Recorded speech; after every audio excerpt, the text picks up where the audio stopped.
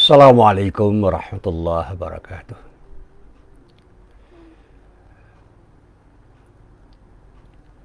Alhamdulillah rabbil alamin. Wassalatu wassalamu ala khatamil anbiya'i wal mursalin nabiyyina Muhammadin wa ala alihi wa sahbihi ajma'in, amma ba'd. Para jamaah yang dirahmati Allah, alhamdulillah pagi ini kita bisa bertemu lagi.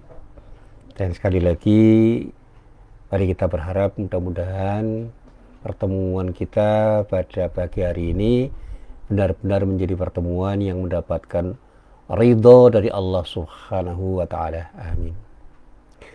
Para jamaah yang dirahmati Allah, pagi ini kebetulan ya, tetapi saya katakan ya tidak kebetulan,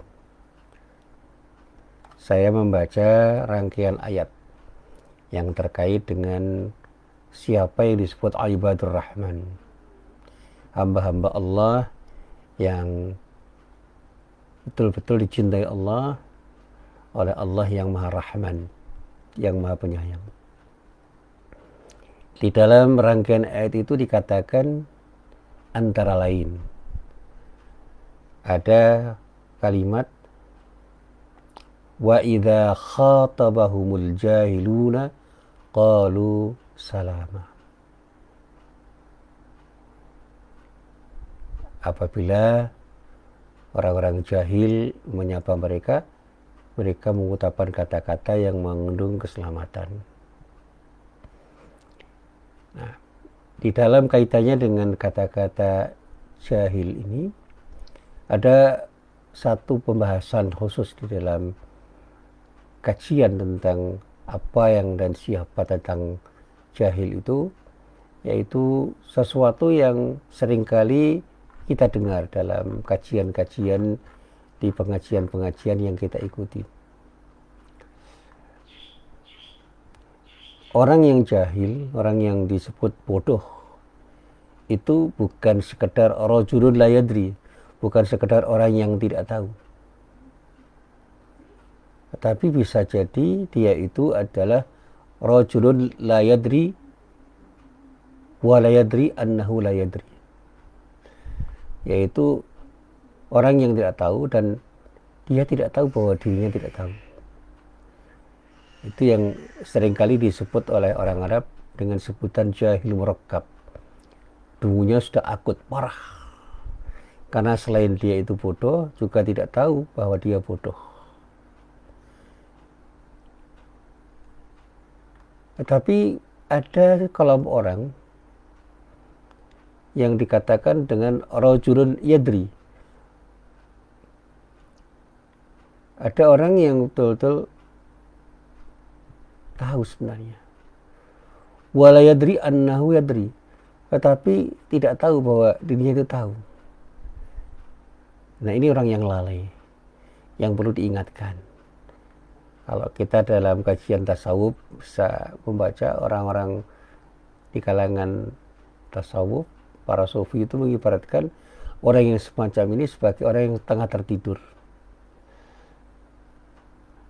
Maka dia harus dibangunkan dan disadarkan bahwa dia punya kelebihan yang bisa bermanfaat untuk dirinya dan orang lain.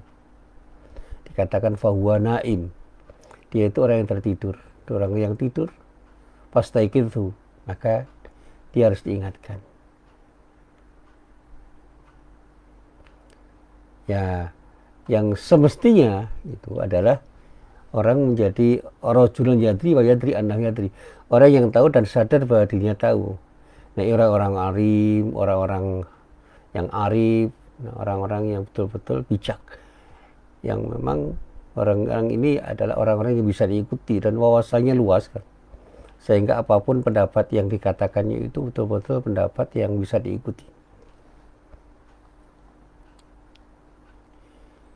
Tetapi ada orang yang masih lumayan yang disebut dengan rajulun la yadri wa yadri annahu la yadri. Orang yang tidak tahu tapi sadar bahwa dirinya tidak tahu, bahwa dirinya itu memang tidak tahu. Orang bodoh tetapi sadar akan kebodohannya. Ini orang yang sadar diri, maka dia akan berusaha untuk belajar, dan kalau dia belajar maka dia gampang sekali untuk diajari. Sebab apa yang dia sadari bahwa dia bodoh itu membuat dia ingin tahu. Ini yang disebut dengan jahil wasit.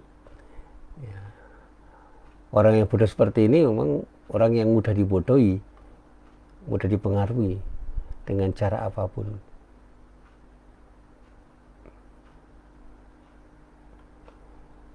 Para jamaah yang dirahmati Allah, nah sekarang ini banyak sebenarnya orang yang pintar, orang yang cerdas, orang yang berwawasan, tetapi dia kemudian tidak mengetahui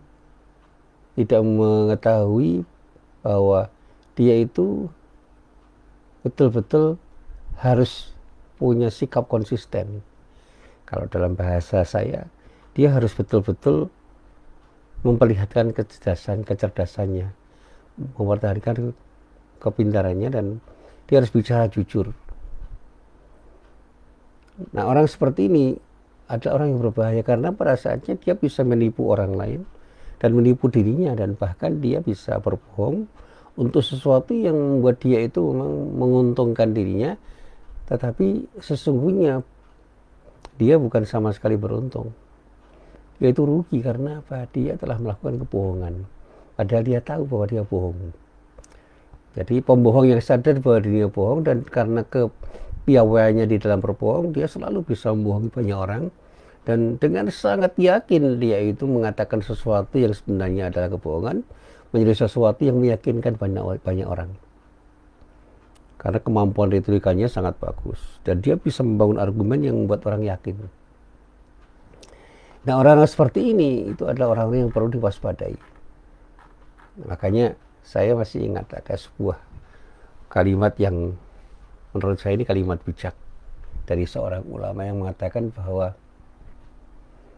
berteman dengan para penjilat itu merugikan. Meskipun dia pintar, meskipun dia cerdas, lebih nyaman berteman dengan orang bodoh tetapi jujur. Tapi yang paling beruntung itu adalah punya teman yang cerdas dan jujur, meskipun dia sangat kritis. Dan bahkan saya katakan dalam bahasa saya lebih suka orang-orang yang cerdas dan jujur dan bahkan sangat kritis terhadap diri saya, meskipun dia itu mungkin membenci saya, apalagi dia mencintai saya. Dan kalau dia memang ingin menjadi teman saya, ya mestinya dia selalu bisa berkata jujur apa adanya dengan kecerdasannya, sehingga kritik-kritik dia terhadap saya itu menjadi sesuatu yang bisa mengingatkan saya. Dan saya sangat berhati-hati berteman dengan orang-orang yang suka menjilat, suka memuji, karena orang-orang yang suka memuji ini adalah orang-orang yang sangat membahayakan, karena dengan pujian-pujian yang dilakukan oleh orang-orang yang menjadi teman kita, bisa saja kita menjadi orang yang tersanjung dan tidak tahu kelemahan kita karena kita merasa sudah baik. Karena apa? Karena selalu dipuji orang. Apalagi kalau kita punya banyak teman yang suka memuji, ini berbahaya. Karena kita menjadi orang yang tidak tahu kelemahan kita. Nah, para jamaah yang dirahmati Allah, disinilah kemudian kata jahil itu saya coba untuk saya telusuri. Nah, di dalam telusuran saya di dalam kitab tafsir itu ada sebuah kata yang disebut dengan al-ahmaq, yang kata para ulama ini adalah penyakit buruk manusia.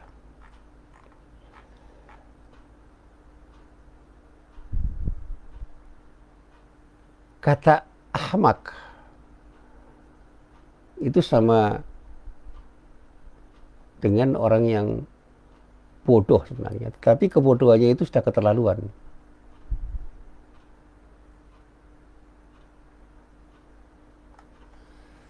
Secara bahasa, kata ahmak yang berasal dari bahasa Arab itu berarti orang yang dungu.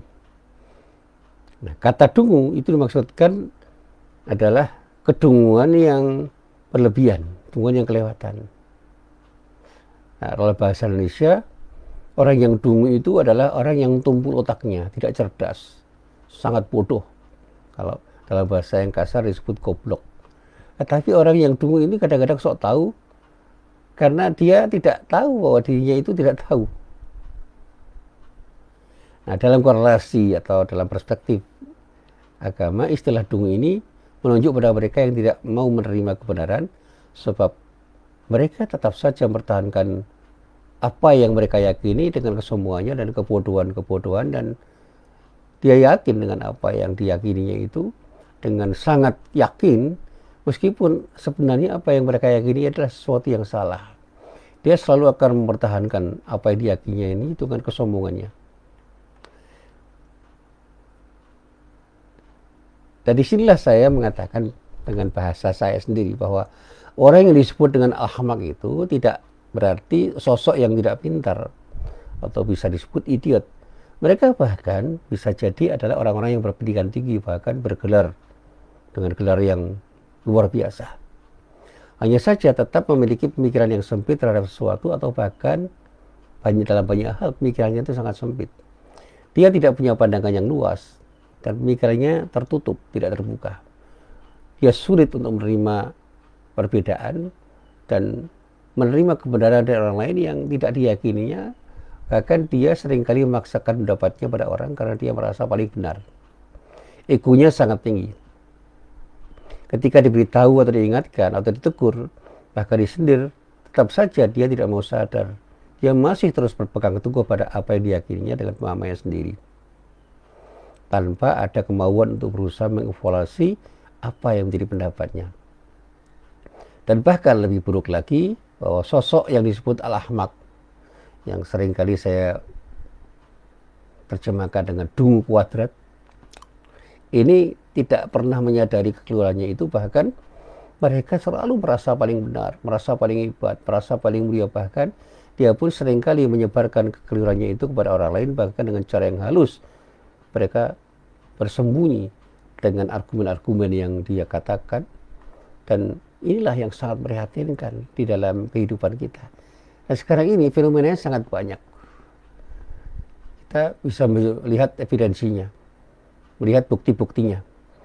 Banyak orang yang disebut ahmak ini, mereka itu sebenarnya pintar, cerdas, tapi karena mereka itu sombong, mereka seringkali mengatakan sesuatu dengan keyakinannya, meskipun apa yang dikatakannya itu sebenarnya adalah sesuatu yang salah.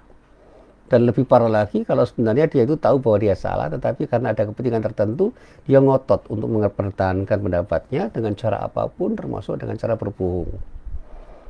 Dia melawan hati nuraninya sendiri, dan bahkan dengan sangat piawai, dia selalu mengatakan apa yang dikatakannya itu benar, dengan argumen-argumen yang dia buat dengan cara yang luar biasa, hebat, sehingga orang bisa saja meyakini apa yang dia katakan. Nah, para jamaah yang dirahmati Allah, saya pernah membaca sebuah kisah ini. Ada sebuah riwayat yang mengatakan bahwa satu saat Nabi SAW itu pernah berbicara begini.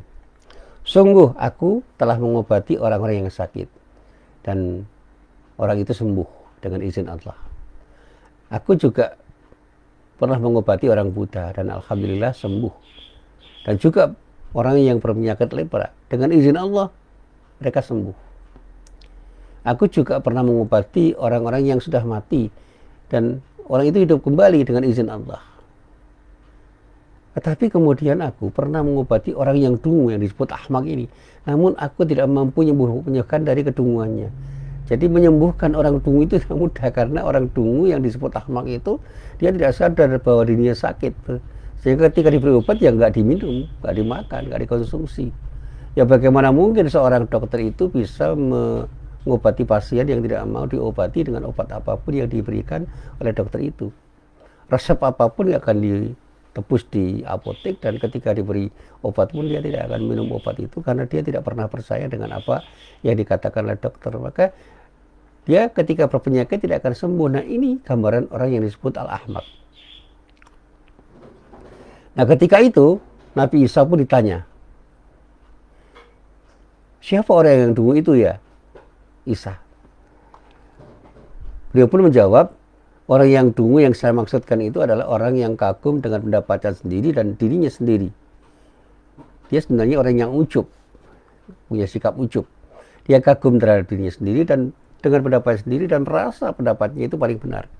Yang memandang semua keunggulan yang ada padanya itu tidak ada pada orang lain, dan tidak melihat beban cacat baginya, dan bahkan memastikan semua kebenaran untuk dirinya itulah kebenaran yang betul-betul benar. Nah, itulah orang dungu yang tidak ada jalan untuk mengobatinya, karena orang seperti ini sulit untuk menyadari bahwa dia sakit. Ibaratnya kalau orang sakit tidak sadar bahwa dirinya sakit, ya apa pernah dia mau berobat. Nah, dari apa yang saya ceritakan ini, saya kemudian bisa semakin memahami bahwa al-ahmaq ini adalah sebuah penyakit yang sangat buruk jika sampai menjangkiti seseorang. Sehingga berkaitan dengan masalah ini, Imam Ghazali di dalam kitab Ihya Ulumuddin itu membagi manusia menjadi 4 golongan seperti yang saya sampaikan tadi. Yang pertama yang disebut rajulun yadri wala yadri annahu yadri. Kemudian rajulun la yadri wa yadri annahu la yadri. Rajulun yadri wa yadri annahu yadri.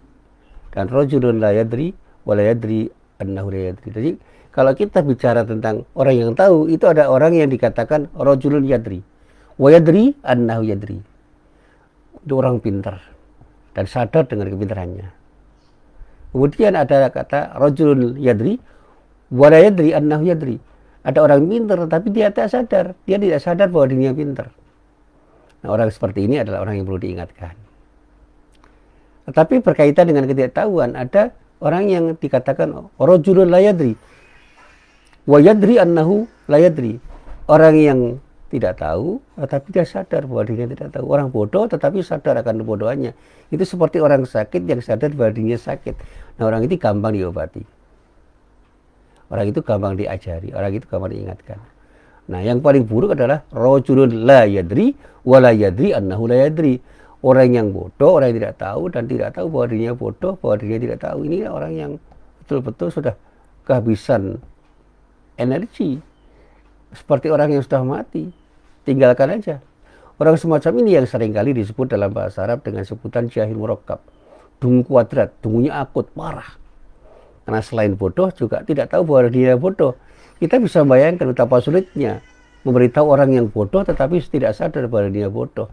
Seperti dokter sulit untuk memberikan pengobatan kepada orang yang sulit untuk diobati karena dia tidak sadar bahwa dia sakit. Jadi pangkal penyakitnya itu adalah tidak tahu diri karena dia bersikap ujub, merasa dirinya paling benar, merasa dirinya paling hebat, merasa dirinya paling mulia, dan orang seperti ini adalah orang-orang yang seringkali menjadi sampah masyarakat.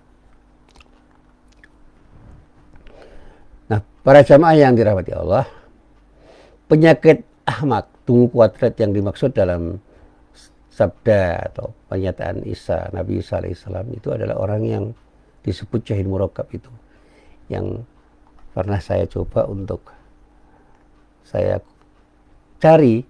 Ada sebuah ucapan Imam Syafi'i yang dikutip dalam beberapa kitab. Imam Syafi'i itu katanya pernah mengatakan begini, ma jadaltu aliman illa ghalabtuhu wa la jadaltu jahilan illa ghalabani. Setiap kali saya berdebat dengan kelompok intelektual, saya selalu menang dalam berdebat. Tapi anehnya, kalau berdebat dengan orang bodoh, saya selalu kalah tanpa daya. Nah, siapa orang bodoh itu? Orang yang disebut bodoh, jahil dalam kaitannya dengan ini adalah orang yang ahmak itu. Orang yang sok tahu, merasa paling benar. Nah, orang seperti ini ngotot itu. Ya, kita tidak usah menyebut nama orangnya. Kita bisa menyaksikan bagaimana orang yang tidak tahu, orang yang tidak pintar, orang yang tidak cerdas, orang yang salah, tapi ngotot itu paling susah untuk diajak berdebat. Dia selalu bertahan dan bahkan membodoh-bodohkan orang lain padahal dia sendiri yang bodoh. Nah, Imam Syafi'i saja merasa kesulitan untuk mengalahkan orang-orang seperti ini. Berdebat dengan orang pintar itu enak. Kalau dia sadar bahwa dia itu bersalah, dia akan mengakui kesalahannya. Saya seringkali berdiskusi dengan orang-orang pintar. Dan enak sekali berdiskusi dengan orang pintar. Karena pas setiap diskusi itu selalu ada sesuatu yang baru yang bisa saya terima. Pendapat-pendapatnya luar biasa, dan ketika dikritik dia bisa menerima kritik apapun, dan bahkan ketika dia salah dia selalu mengakui kesalahannya. Ya maaf kalau saya sering menyebut itu bukan untuk apa-apa, ini untuk ta'lim saja. Saya sering menyebut Pak Kunto Wijoyo, Profesor Dr. Kunto Wijoyo ini menurut saya adalah kelompok intelektual yang rendah hati. Dia tidak pernah terkesan sombong di dalam pendapat, padahal pendapat-pendapatnya itu luar biasa. Dan bahkan dia siap menerima pendapat orang lain kalau pendapat orang lain itu dirasa lebih tepat dibanding pendapatnya. Dia siap menerima kritik, dan bahkan saya berkali-kali ketika berbicara dengan beliau itu diapresiasi apa yang saya katakan, meskipun saya sering mengatakan sesuatu yang sederhana. Dia mengatakan, betul Mas Muhsin, betul, menurut saya begitu. Dan secara jujur saya katakan, saya berkali-kali bersama dengan beliau karena intelektual ini adalah intelektual yang saya kagumi. Saya tidak terkagum-kagum, betul, bukan seperti itu, apalagi menyanjung-nyanjung, tidak. Tapi saya betul-betul taklim pada beliau karena dia itu orang pintar yang sangat tawadhu, sangat rendah hati.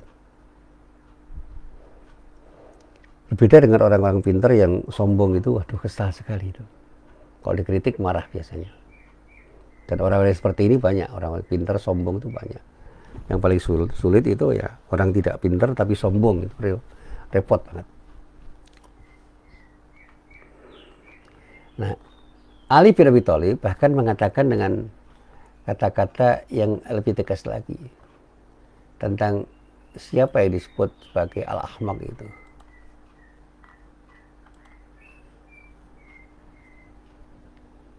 Yang pertama, ahmaqun nas man dhanna annahu aqalun nas.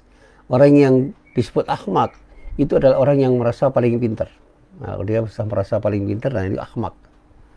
Itu sebodoh-bodohnya orang. Kemudian ada rangkaian kata lagi, ahmaqun nas man yamna'ul birra wa yatlubush syakra wa yaf'alu syarra wa yatawaqqa'u thawabal khair. Orang yang paling dungu itu adalah orang yang menahan kebaikan namun berharap sanjungan. Jadi orang yang paling dungu itu adalah orang yang menahan kebaikan namun berharap sanjungan, dan berbuat keburukan namun berharap pahala baikan. Orangnya tidak mau berbuat baik tetapi selalu berharap dia dipuji orang. Dia selalu berbuat sesuatu yang tidak baik tetapi berharap pahala kebaikan. Jadi tindakannya buruk tapi berharap kebaikan dari siapapun. Lalu ada rangkaian kata dalam kalimat, tu'rafu hamaqatur rajuli fi talatin. Kedungan seorang itu dapat dikenal pada 3 hal. Jadi indikator kedungan itu ada 3.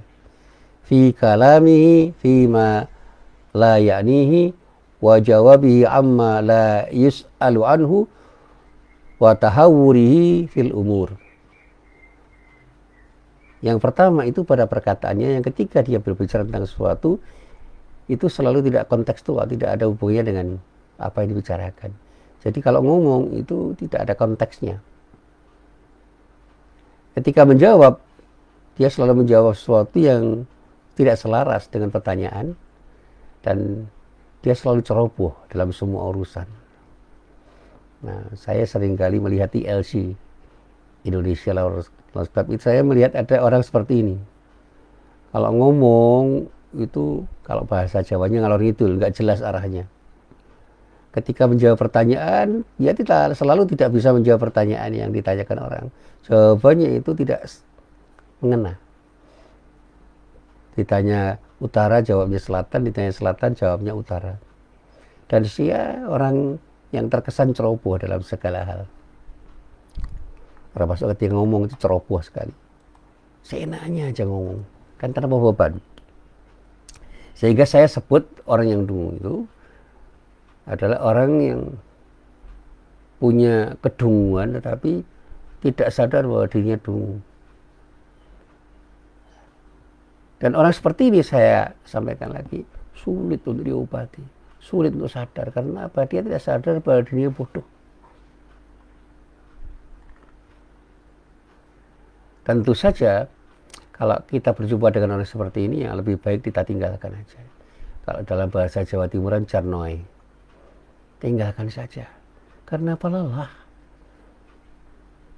Lelah berteman dengan orang seperti ini, berdiskusi dengan orang seperti ini, lelah. Saya sudah meninggalkan diskusi dengan orang-orang seperti ini. Jadi kalau saya sudah berjumpa dengan orang ini dimanapun forumnya, saya selalu diam. Saya lebih baik diam, karena apa? Saya tahu bahwa Apapun yang saya katakan akan mereka bantah dengan bantahan-bantahan yang kadang-kadang tidak rasional, tidak masuk akal. Termasuk pada orang-orang yang sangat fanatik, terlalu fanatik dengan apapun, termasuk dengan pendapat-pendapat seseorang, dengan keyakinannya. Itu adalah orang-orang yang sangat sulit untuk diajak dialog. Dia menjadi anti dialog. Dan orang seperti ini adalah orang-orang yang seringkali sulit untuk bermuhasabah, untuk berintrospeksi, dan sulit untuk menambah pengetahuannya karena pada saatnya dia merasa dirinya itu sudah serba tahu. Nah, apa yang harus kita lakukan ketika kita itu berjumpa dengan seperti ini? Dan naudzubillah min dzalik, mudah-mudahan kita tidak menjadi orang yang seperti ini. Ketika kita menjumpai orang-orang yang disebut ahmak, yang seringkali susah untuk kita ada dialog, saya selalu mengatakan, jangan pernah kita mau lelah berjumpa dengan orang seperti itu. Kalau kita berjumpa dengan orang seperti itu, biarlah dia ngomong, biarlah dia bicara. Kalau perlu nggak usah kita dengarkan. Dan ketika dia bertanya, jawablah dengan jawaban-jawaban yang seadanya saja. Karena apapun jawaban Anda, mereka tidak mau mendengarkan apa yang Anda katakan. Ketika dia menulis pun, dia menulis dengan seenaknya sendiri. Dan tulisan-tulisannya itu ya bahkan saya katakan datanya aja sulit dipertanggungjawabkan, apalagi analisisnya.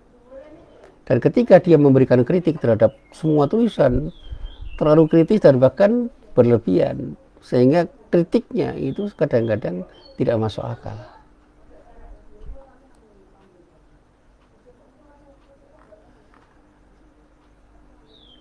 Nah, sekali lagi kami tegaskan, saya tegaskan, ialah orang yang disebut ahmak itu ada. Karena mereka adalah orang-orang yang sakit tetapi tidak sadar bahwa dirinya sakit, sehingga sulit untuk diajak berobat. Dan kita harus menjaga diri untuk menjauhi sifat ahmak. Karena secara perlahan tapi pasti sikap seperti ini akan semakin menjauhkan diri kita dari kebenaran. Hidup kita akan dipenuhi dengan kebatilan, ketidakbenaran, dan bahkan akan jauh dari kemuliaan. Kita harus menyadari bahwa kita ini adalah orang yang perlu belajar dan terus belajar. Kita perlu banyak mendengar dari apa kata orang, perlu belajar dari pengalaman-pengalaman hidup kita, dan kita perlu semakin menyadari bahwa kita ini adalah orang yang lemah dan mungkin selalu salah. Dan setiap kesalahan yang kita sadari, mari kita coba kita perbaiki, dan pada akhirnya mudah-mudahan apa yang kita sadari bahwa kita itu lemah, kita belum tahu, semakin membuat kita semakin tahu, semakin sadar bahwa kita perlu belajar, dan dari proses belajar yang berkelanjutan itu kita akan semakin banyak tahu dan semakin bijak untuk berhadapan dengan apapun dan siapapun, dan bahkan mudah-mudahan kita akan menjadi contoh bagi orang lain untuk menjadi orang yang betul-betul bisa memberikan kontribusi positif dimanapun dan kapanpun kita berada. Inilah apa yang bisa saya sampaikan, mudah-mudahan bermanfaat. Billahi taufiq wal hidayah. Assalamualaikum warahmatullahi wabarakatuh.